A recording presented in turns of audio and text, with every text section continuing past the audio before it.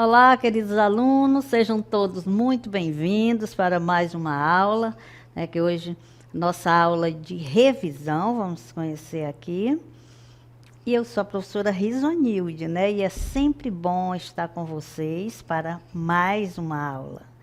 E hoje nós temos a revisão e avaliação, nossa aula de número 21, tá bom? Então vamos começar.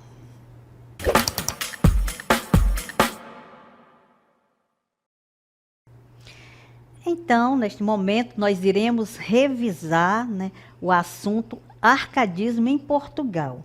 Então, o que é importantíssimo você prestar atenção aí, sobre este movimento, o que foi este movimento, característica e os seus principais representantes, tá bom? Então, vamos ver aqui o arcadismo em Portugal, que ele teve o início em 1756, com a fundação da Arcádia Lusitânia, na capital do país, Lisboa.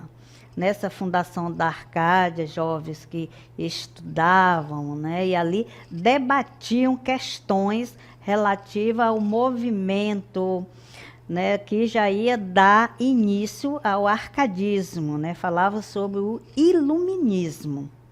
O arcadismo também foi chamado de setecentismo ou neoclassicismo, porque eles relacionavam muito com o classicismo, foi outro movimento, mas por que colocaram o neo? O neo, o novo classicismo. Então, eles não estavam ali para copiar este movimento chamado classicismo, não. Era questões voltadas para este movimento, mas era um movimento novo. É uma escola literária empenhada em apresentar um estilo de vida simples, bucólica, longe dos centros urbanos. Então, isto é importante ressaltar, tá bom? Arcadismo está sempre ligado, gente, preste bastante atenção. O arcadismo está sempre ligado à vida simples, bucólica, e sempre falando do campo. Fugir da cidade, dos centros urbanos.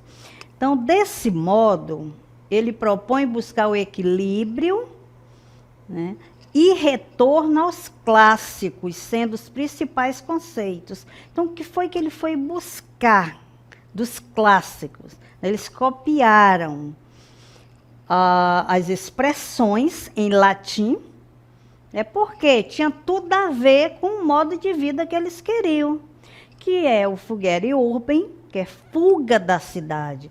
Então, eles falavam, foge da cidade, vai buscar o que é simples, vai buscar um lugar de paz.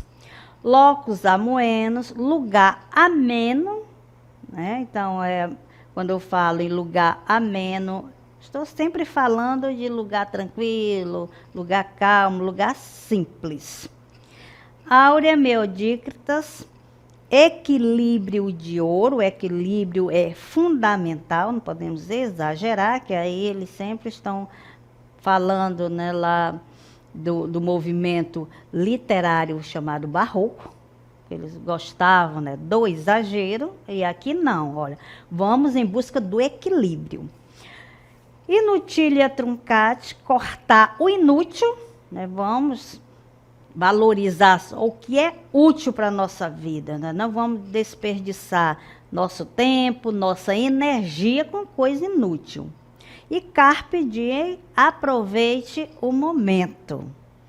Isso é importante, é o que a gente deve fazer. Vamos aproveitar o dia, aproveitar o momento e não ficar pensando nos dias que virão ou no passado. Que geralmente as pessoas se apegam muito ao passado ou se preocupam muito com o futuro, que gera a chamada ansiedade. Então, já os Árcades já diziam, olha, vamos viver aqui o momento, o presente. Então, essas expressões que eles buscaram lá do classicismo, porque tinha toda ligação com este movimento que eles começavam a pensar. As principais características são, é importante reconhecer essas características, porque quando você, né, estiver lendo um trabalho, uma obra de algum desses autores, você vai identificar qual escola literária pelas características. Então, objetividade, racionalismo, né? Então, quando se fala iluminismo, né, a razão acima de qualquer coisa, nós vamos viver mais em prol da religião, vamos pensar, vamos raciocinar, né? A linguagem também simples, diferente do barroco, que era uma linguagem rebuscada, né, uma linguagem difícil. Bucolismo, que significa uma vida tranquila, né, que tem toda essa vivência no campo. O pastoralismo, que também está ligada, né, vem de pastor, né, quem trabalha no campo, cuidando das ovelhas, cuidando do gado. Simplicidade, exaltação da natureza. Quem gosta do que é simples, né, claro que vai exaltar a natureza, porque a natureza, ela é plena, né? Então é simples, mas traz tudo que nós necessitamos. A burguesia aos centros urbanos era até uma controvérsia, né? A simplicidade e exaltação da natureza versus a burguesia aos centros urbanos.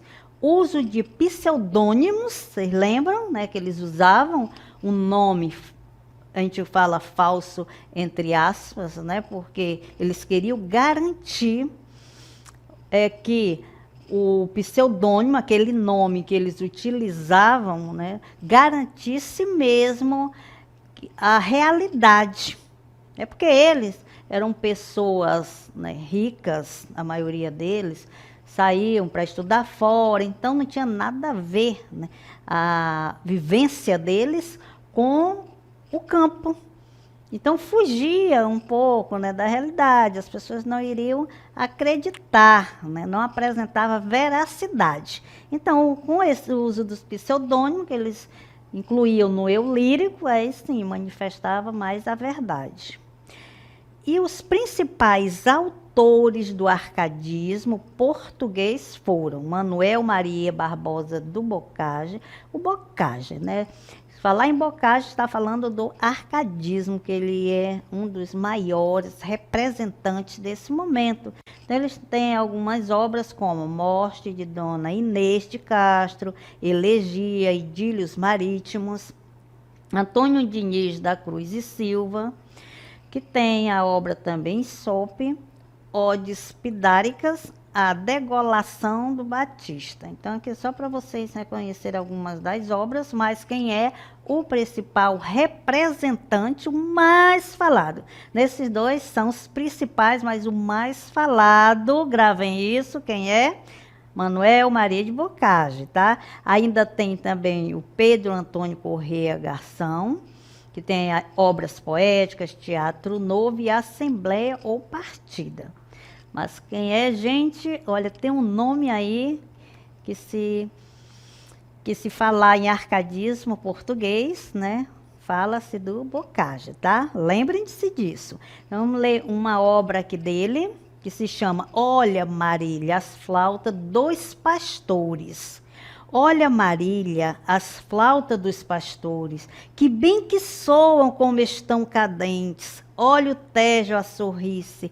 Olha, não sentes os zéfiros brincar por entre as flores?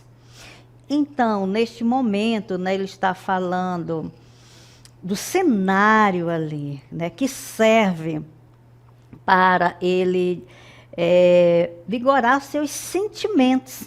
Né? Então, traz a lembrança da amada. Né? Olha, Marília. Então, a gente vai perceber que ele gostaria muito de estar dentro desse cenário, né, contemplando a natureza com a Marília. Mas, infelizmente, a Marília não está ali. Né? Vê como ali, beijando-se os amores, incitam nossos óculos ardentes, eilas de planta em planta as inocentes, as vagas borboletas de mil cores. Naquele arbusto roxinol suspira, ora nas folhas a abelhinha para, ora nos ares sussurrando gira.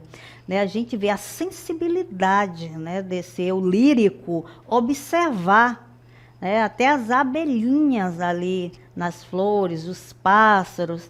E isso é um cenário maravilhoso para quem está apaixonado, né? A natureza, tudo de bom. Então, quem não gostaria de estar com a pessoa amada, né, ali dentro daquele cenário, né, que passa essa grande paz, essa grande harmonia? Que alegre campo, que manhã tão clara, mas tudo que vês, se eu não te vira, né, se eu não ver você, mais tristeza que a noite me causara. Então é muito triste, né? Ver tudo isso, essa maravilha de cenário, mas não vejo você, Marília. Fico triste, né? Então, esta é uma obra que representa, que a gente vê várias características do arcadismo, né? Fala de natureza, da pessoa amada, do campo, né? Então, fala de coisas que para nós, muitas vezes, é pequena, né? A gente não para avaliar, mas neste poema não, né? Os mínimos detalhes das flores, das folhas, das abelhas, dos pássaros, tudo é contemplado. Ok? Então, né, neste momento aqui, com este poema, a gente vai encerrar este assunto do arcadismo e vamos passar para o artigo de opinião. Né? O que é um artigo de opinião? É um gênero textual de tipologia dissertativo argumentativo em que o autor objetiva apresentar seu ponto de vista sobre determinado tema. Então, o que quer dizer dissertativo argumentativo? Um texto dissertativo, você vai, né, somente escrever sobre aquilo que você, né, aquela pauta, aquela temática que colocaram para você desenvolver, né? Mas, quando entra o argumentativo, aí sim você vai colocar seu ponto de vista, você vai dizer por que você concorda com aquela situação ou por que você não concorda. Então, isso é argumentar.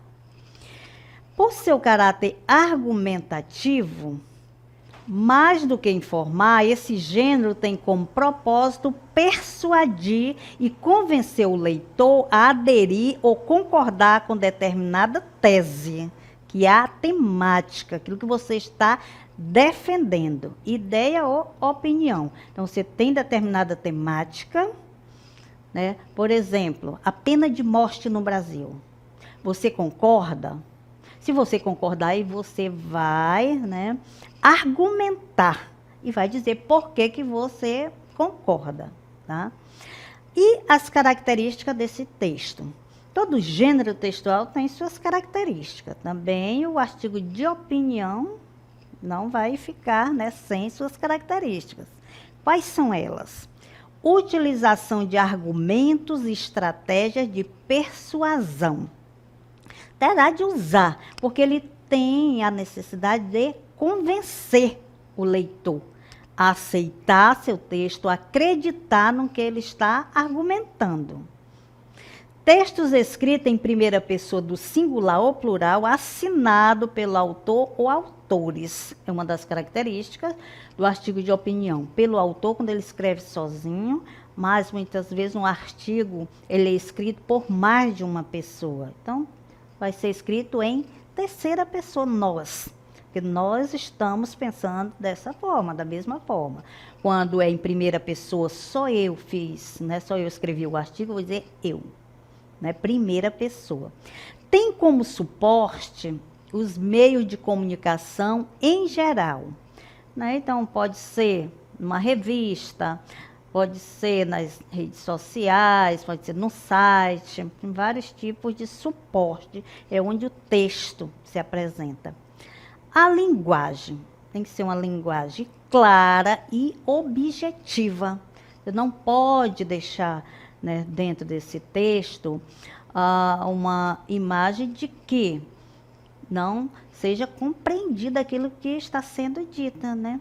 Então, tem que ser claro, ser ir direto ao assunto, não ficar fazendo aquele rodeio, e não dar margem para várias interpretações. É aquilo, né?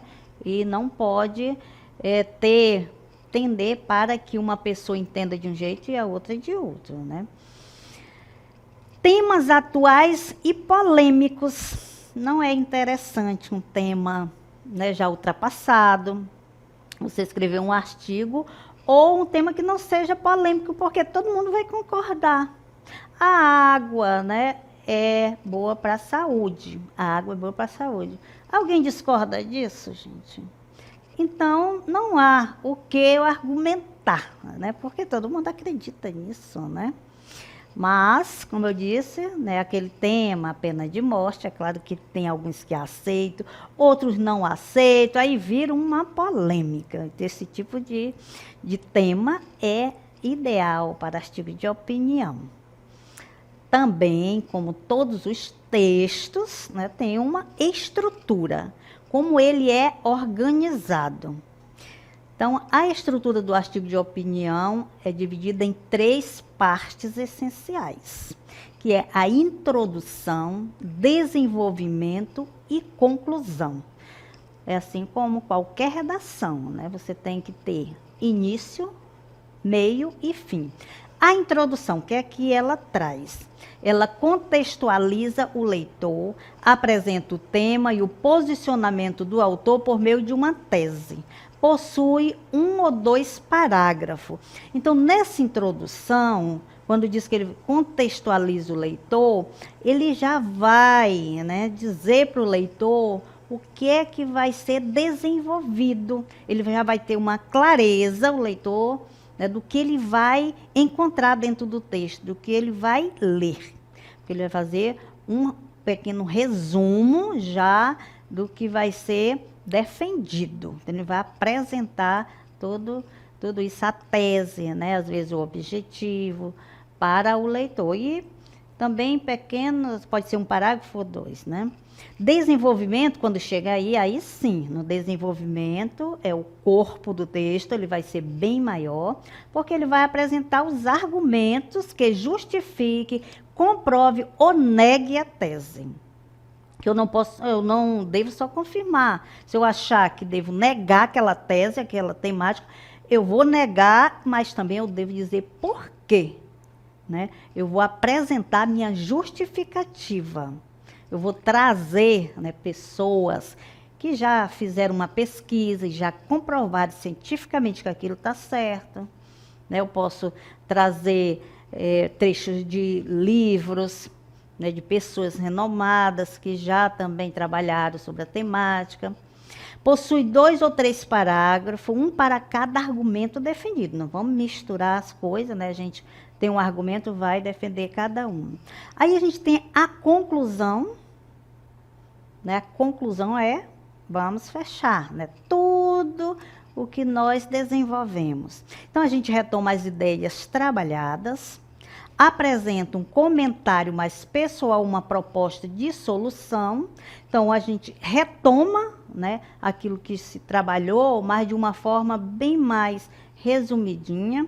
Apresenta um comentário mais pessoal, a proposta, né, ou uma proposta de solução, porque se eu vou defender determinada temática, eu também devo trazer, né, uma solução, uma proposta para melhorar a situação que eu desenvolvi, né, as questões que eu desenvolvi.